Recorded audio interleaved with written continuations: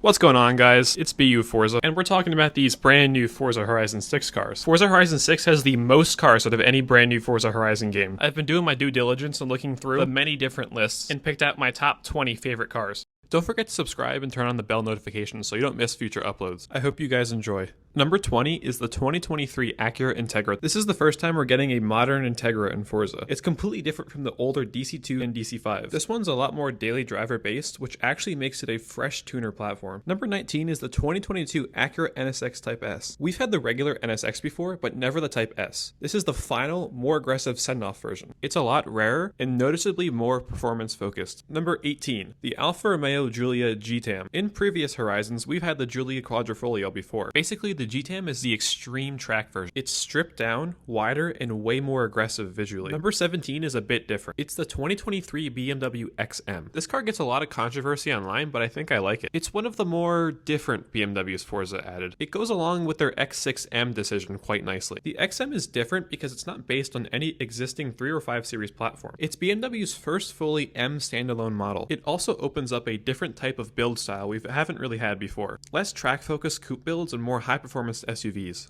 In number 16, we have the 1990 Honda Time Attack CRX. This is the CRX from the World Time Attack Challenge. In previous Horizon titles, we've always just had street Honda cars. We've never really had a fully dedicated race build, let alone a Time Attack car. This is a part of Forza's new Time Attack pack. It goes hand in hand with the new Time Attack circuits built into the game that you can use in free roam. This brings me to car number 15, the 1990 Mitsubishi Minicab Time Attack. I was really excited to hear this car is coming to Forza Horizon 6 because I love K cars, let alone K trucks. This thing is basically what happens when World Time Attack takes a why not idea and actually builds it. It started its life as a Mitsubishi K-style minican, then it gets turned into a full-blown Time Attack monster. For number 14, it's a crazy car. It's the 2025 Ferrari F80. When this car was released, I wasn't too sure about it, but I've come to really like it. It's a nice addition to Ferrari's lineup, and it's a nice design, unlike other cars now. Yeah, we won't speak of them. What's really special about the F80 is that it stands out from the crowd. In Horizon 6, it'll sit above cars like the SF90, acting as a glimpse into the future of Ferrari. It's part of the Italian Passion car pack, where we see lots of fun Italian cars just like the Alfa Romeo we talked about earlier. Number 13 might be one of the most iconic cars for Japan. It's the 2005 Toyota Crown Super Deluxe Taxi. This is one of those JDM cars that feels way more important than it looks. The Crown Super Deluxe is basically Japan's executive taxi and chauffeur sedan. It is one of the most widely used vehicles in Japan, so I'm super happy it's coming to Forza Horizon 6. In the number 12 spot is a car that I really like. It's the 2023 FL5 Honda Civic Type R. What makes it different is that it shifts away from the aggressive boy race look in the FK8 and goes for a cleaner, more OEM style. It still has the big wing and wide stance, but it feels way more balanced and less exaggerated. It matches the real world direction Honda took. Not to mention that beautiful manual tied to that 4-cylinder K2 OC1.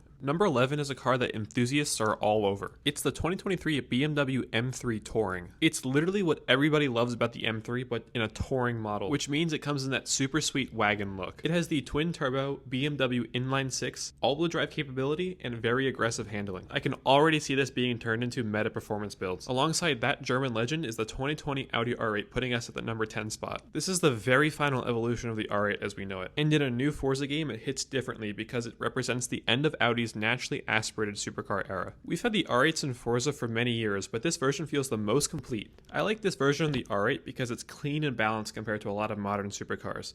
It's still mid-engine, still all-wheel drive, but it doesn't feel overly complicated or hybridized. It's just a pure NA V10 supercar that's focused on sound, response, and consistency. Number 9 is the 2020 Mercedes SLC 43 AMG. This is one of those smaller AMG cars that usually gets overlooked, but in a new Forza game, it actually adds a different kind of driving feel compared to the usual supercars or sedans. It's based on the Mercedes-AMG SLC platform, which is essentially the final evolution of Mercedes' compact roadster lineup. It's a front-engine rear-wheel drive roadster that's more about balanced performance and everyday usability than raw speed. It's a perfect addition for the Forza lineup. In the number 8 spot, we have a bit of a different vibe. It's the 1991 Honda Beat. This is one of the smallest and most unique cars you can bring in Forza. The Beat is a K car from Japan's early 90s, built around lightweight simplicity and a mid-engine layout.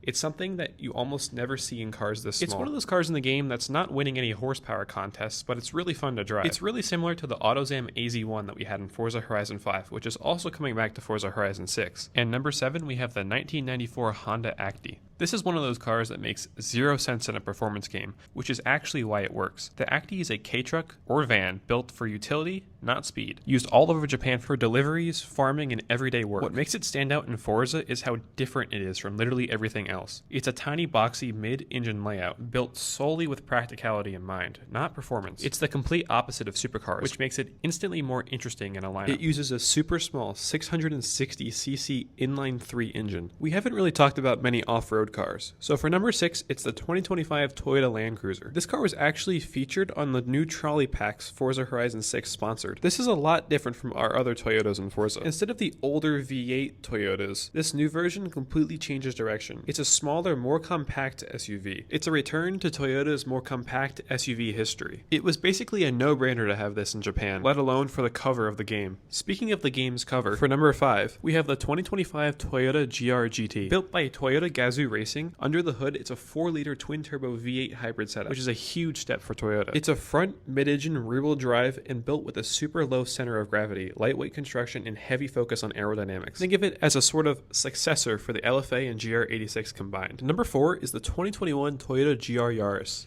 It looks like a Yaris, but it's completely different from any other car, as it's also built from Toyota Gazoo Racing. It was designed specifically to meet rally requirements. What makes it stand out is that it's inspired from rally racing. It's a 3-door hatch with a custom chassis, with lightweight materials, and a completely unique all-wheel drive system. It's not just your average modified economy car. In the number 3 spot, we have the 1991 Toyota Serra. I've always had my eye on this car. I mean, just look at it. It's got Murcielago doors. It also has a first-of-its-kind glass canopy roof. The kicker is that it has a 1.5-liter engine and it has 110 horsepower, which means it isn't the slowest thing in the world and can reach top speeds of up to 125 miles per hour. In my opinion, it's one of the most ideal cars to add to the game for those tight, narrow Japanese roads. And number 2 is the 1973 Mazda RX-3. It's one of the first versions of the RX-7, and Forza is long overdue to complete their Rotary lineup, but not fully completed until they have the 787B. The RX-3 represents the start of the whole high-revving Rotary culture, long before the RX-7 and RX-8 took over. It's small, lightweight, and built in that classic 70s coupe style. Forza also has this car in the Forza edition with all the custom bodywork. And number 1, I am by far the most hyped for. We are